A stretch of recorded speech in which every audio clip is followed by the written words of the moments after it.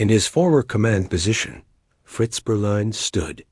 Around him, the landscape looked like the surface of the moon. The date was July 25, 1944. His Polar Division had just been reduced to rubble by American aircraft. Berlein had engaged in combat with the British throughout North Africa. At Elimen, he had served under Rommel. He knew how to combat a systematic foe that launched waves of attacks that were predictable. However, this was not the same dot. This was total destruction. 2 more Shermans emerged for each Panther his crews. Destroyed. American jet aircraft descended from the sky and transformed his tanks into flaming coffins as they attempted to relocate. What the Americans delivered to Normandy was described by his men. There was no strategy for surviving it in any German textbook, and they referred to it as Materialschlacht, or the struggle of material. German commanders in France faced 2 Western adversaries by the summer of 1944. They each had tanks. They each possessed artillery. Both desired to drive into Germany after pushing through Normandy, but they battled in entirely different ways. The British were professional and methodical. After years of combat in Italy and North Africa, German leaders had mastered the rhythm of their attacks. The Americans were very different. They were violent, disorderly, and supported by an industrial machine that appeared to be able to make up for every defeat in an instant. The British were revered by German commanders. They knew how to deal with them. They were afraid of the Americans. And how the conflict played out in the West would depend on this distinction. Clear's throat. German leaders referred to the methodical sledgehammer as the British approach. Every time it was a set-piece combat, the artillery arrived first. Massive. Barges that could last for hours, eating into German forward positions with devastating accuracy. Eastern Front veterans asserted that they could sleep through a Russian onslaught. British fire, however, was distinct. It was accurate. It was unrelenting. Long before the first tank showed up, it made men nervous. The tanks that arrived. Behind a wall of exploding shells, hundreds of them advance in formation and grind forward. But there was a pattern. The British would halt their initial advance after 5 or 10 miles. They would bring up supplies, secure their flanks, and cement their successes. As the commander of the 21st Polar Division, Hans von Luck saw something exceptional in fighting the British. In the afternoon, they would take a break. The British paused to make tea. His troops laughed. It wasn't tea. It was doctrine. Clear's throat. The British were meticulous, cautious, and reluctant to go too far. And that predictability was something German commanders could use. German commanders employed a mobile defense strategy known as the backhand blow. The idea was straightforward. Don't commit the Panzer reserves right away when the British attack. Allow the British to move forward. Allow them to use up all of their energy against the forward defenders. Then, when the British halt to consolidate, and they always stopped, launch the counterattack. As they were reorganizing, strike them. Before they can dig in, hit the flanks. It took courage. It seemed insane to watch the front line crumble while keeping your best forces at bay. Yet it worked against the British. The British would advance. Clear's throat. Most of it would be recovered by the German counterpunch. The cycle would continue after the front stabilized. The operation. This theory would be disastrously demonstrated by Goodwood, southeast of Caen. On July 18, 1944, the British began their biggest armored thrust of the Normandy campaign. The Operation Goodwood attacked German fortifications with 3 armored divisions and more than 1,000 tanks. The German forward line was reduced to a seething wasteland when the attack started with 2,000 bombers. It should have been a breakthrough. The tanks moved forward. The bombardment caused the initial German line to vanish. British officers saw the growing momentum. The advance then slowed. After that, it stopped.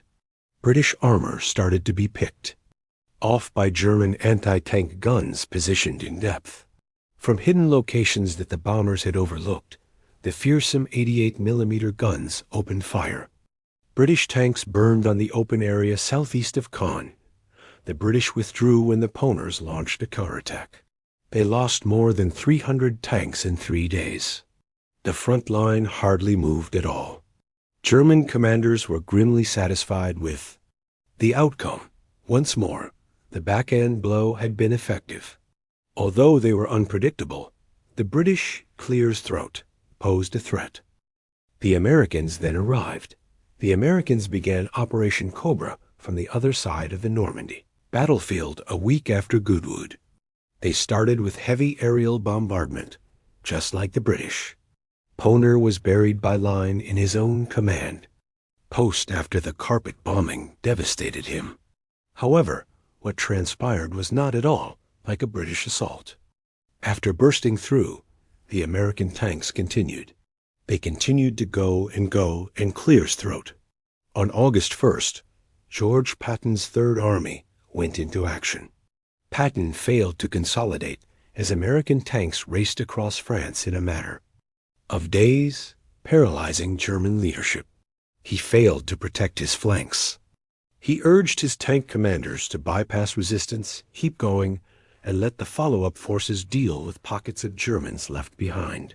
German leaders bided their time till the Americans stopped. For the backhand blow, they positioned their reserves. There was never a pause. Field Marshal von Rundstedt's chief of staff was General Gunther Blumenritt. He described why American armor was so challenging to combat after the war. He said the Germans considered Patton the most aggressive general they faced. Patton fought more like a German Poner general than any other Allied commander. According to Blumenritt, he was a risk-dash taker that he took advantage of opportunity. He took action before the German decision-making process could react. Patton was a mess. Where German intelligence claimed they couldn't possibly be, his units showed up. Before German commanders realized the Americans had gained ground, his tanks appeared at a crossroads.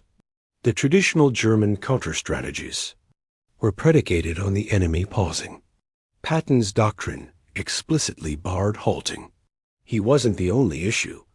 Either. American fighter bombers had a moniker among German soldiers. They referred to them as Yabos, which stands for Yak Bomber. The skies over France belonged to the P-47 Thunderbolts. They were always circling, keeping an eye on every road and pursuing everything that moved. The crews developed a psychological ailment as a result. Because they were always looking up at the sky, men's necks became permanently stiff. There was more to the far-off sound of an engine than just danger. They were the prey, and the hunt was underway. German tank commanders discovered that it was fatal to move during the day. Clear's throat. Within minutes, the Yabos would dive after spotting the dust cloud from a Poner column. The road would become a burning cemetery due to rockets, explosives, and machine gun fire. This made it impossible for the Germans to launch a counterattack in order to hit the enemy's flanks with the backhand stroke. Puner reserves had to be moved. However, relocation meant death. German tanks waited for nighttime while hiding under trees and netting. The Americans had already made 20 more meters of progress by the time night fell, and they were able to move. The British were also superior in the air. However, the Germans had never encountered the integration of American tactical air power with ground forces that American tank commanders might call in airstrikes within minutes. Furthermore, it didn't appear to matter when American tanks were destroyed by German gunners. Fighting American armor seemed discouraging to German commanders. The wrecked tanks continued to reappear. When a Panther was knocked out in battle, it was typically a complete loss. There were no recovery vehicles in Germany. There weren't many spare parts. Additionally, any damaged tanks left behind were permanently lost as the front moved. American recovery crews operated differently. As the gunfire continued, they proceeded on to battlegrounds. They dragged the wounded Shermans back to repair depots after hooking wires to them. By the next day, tanks that had been hit in the morning were back in action. Within hours, crews that managed to survive a brewing Sherman were given new tanks. The German commanders thought they were up against a hydra. After one head was severed, two more emerged. For a pony crew, it was a very depressing event. After eliminating the adversary and wiping perspiration from your eyes, they reappear 10 minutes later. It deprived German leaders of the one thing they required to continue fighting: the conviction that their successes were significant. Bayerlein personally witnessed this. His Panthers had killed American tanks. It was irrelevant. The Americans had more. Every time they had more. They also never ceased coming. In contrast to the British, Berlin detailed what Cobra had done to Poner during his post-war interrogations. He said that rather than being vanquished, the division had been completely destroyed. His locations had become a moonscape because to the American bombing, the blast waves turned tanks upside down. Without ever seeing an adversary, crews perished. Then, the American armor arrived, overwhelming every defensive position in a deluge rather than the methodical British approach. This was the real meaning of Materialschlacht, a conflict in which industrial production was more important than military might. German leaders received maneuver warfare training. They thought that greater crew training and tactics could overcome the numerical disadvantage. None of that mattered when it came to the Americans. Everything in its path was simply crushed by the weight of explosives and steel. And the nightmare was just beginning. By mid-August, the German position in Normandy had disintegrated. American forces had rushed around the German flank, while British and Canadian forces attacked from the north. The German 7th Army was trapped in a pocket at Falaise. The only way out was through a small opening that Allied forces were working hard to seal. What transpired in that enclave came to represent the capabilities of American weaponry. On the roadways, German columns attempting to flee were apprehended. American aircraft strafed them continuously. Every escape route was hammered by artillery. From hundreds of feet in the air, pilots flying overhead said they could smell the odor of death. Drivers had to shield their faces in order to breathe in the apocalyptic scene of twisted steel and swollen corpses. In the pocket, between 10,000 and 15,000 German soldiers perished. 50,000 more were apprehended. The equipment losses were disastrous. The German army had everything it needed to keep fighting, including tanks, artillery, and transport vehicles. A few units managed to slip through the opening, but they weren't fighting formations. Rather, they were broken fragments. In France, the Wehrmacht had been breached. Hans von Luck made it through the conflict. He considered battling both the British and the Americans in his memoirs. He respected the British.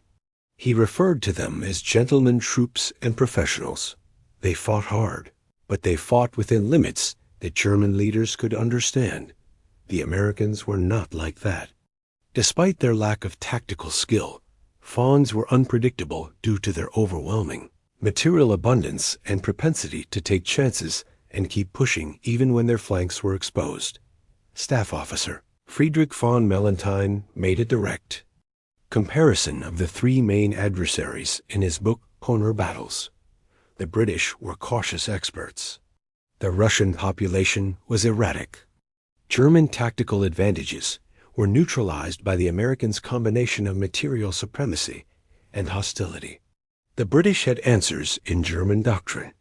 What the Americans brought to the battlefield was beyond its comprehension. It wasn't the tanks themselves that taught German commanders to be afraid of American armor. The Sherman's armor and firepower were not superior to those of the Panther or Tiger. They were afraid of what American armor offered: unending replacements, continuous air support, logistics capable of sustaining an advance over hundreds of miles, and leaders like Patton, clear his throat, who would not allow tactical caution to impede the assault. Patience and timing could be used to oppose the British. It was only possible to put up with the Americans. German leaders on the Western Front had given up on defeating American forces by 1945. By exchanging space for time that Germany no longer possessed, their only goal was to postpone them. The methodical sledgehammer could make it out alive. The swarm might.